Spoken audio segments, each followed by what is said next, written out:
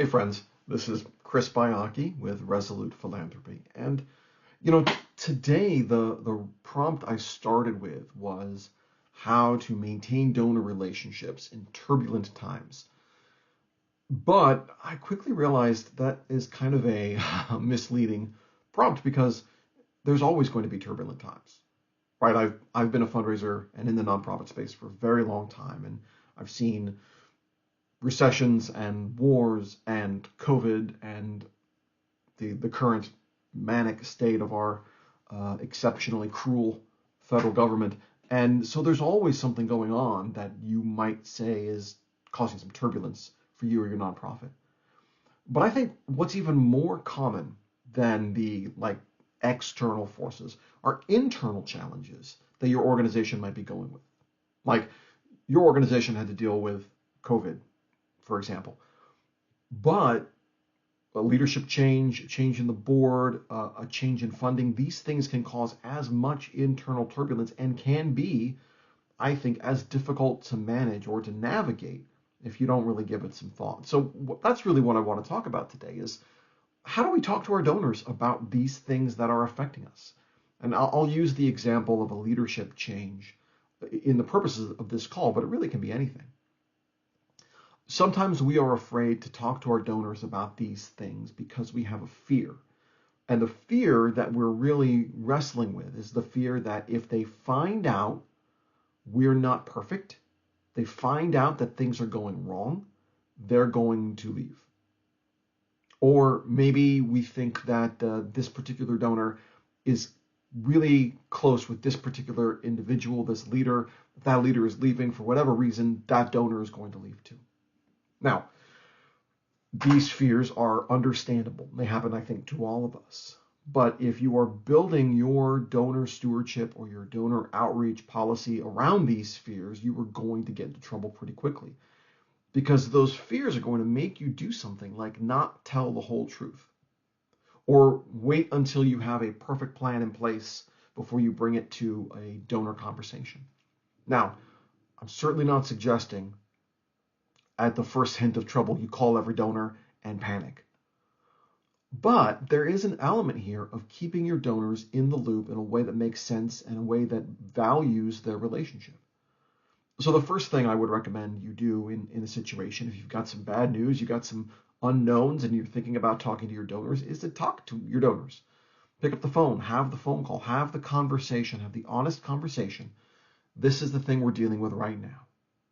Now, you want to be honest, you want to be clear. You don't necessarily, because there's often some internal intricacies here, you maybe not going to tell them the whole story, but you do want to tell them the story. And that's for two reasons. One, because in this day and age, they're going to find out what's happening at your organization anyway. Better they hear it from you. And two, that kind of honest conversation, I think, is a really important way to build a strong relationship with the donor. Now, when you're having a conversation with a donor about something that might not be going right with your organization, I also think it's important for you to have a next step in hand that you can share. Again, this is not to say you have to hold off on these conversations until you have a perfect, well thought out, 8-point strategic plan in your hand. It can be something as simple like, well, the board is we've launched a search committee and the board is we're gonna look for new candidates, or we've done these two things, or this is what we're going to do next. The object here is not to show that you have 100% solved the problem.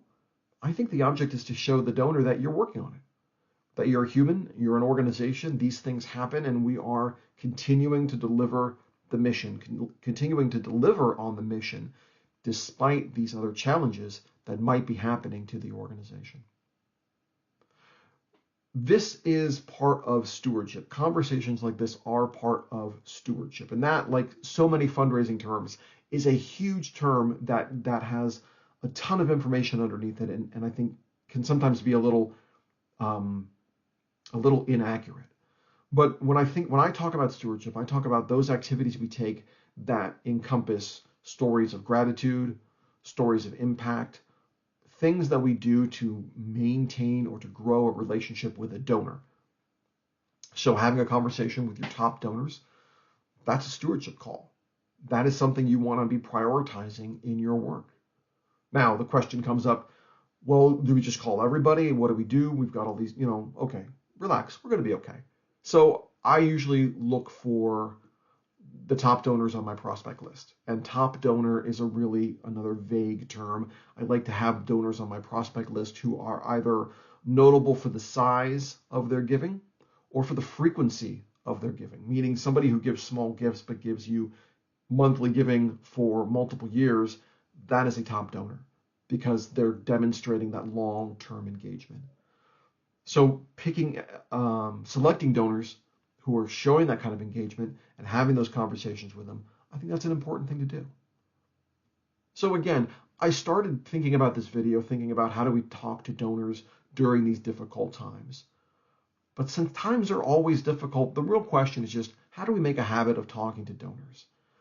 And the core of this message today, I hope, is we might be afraid to talk to donors because of scenarios we have spun up in our heads. When I was a fundraiser, the most common thing I was struggling with was if they hear X, they're going to do Y, right? If they hear we are changing our leadership style, they're going to leave. If they hear we've done this, they're going to leave. And I've had donors in my career leave the organization before, like stop giving, sayonara, off they go. I don't think that's not the worst thing that can happen. I think it's natural that it happens. Sometimes it happens for reasons completely out of your control. Sometimes it happens because of a decision your organization made. But as long as you're making decisions that are consistently in the best interest of your mission and of the people you're serving, then I think you have solid ground to stand on. And to not talk to donors for fear of what they might do is really an excuse for you to not talk to donors.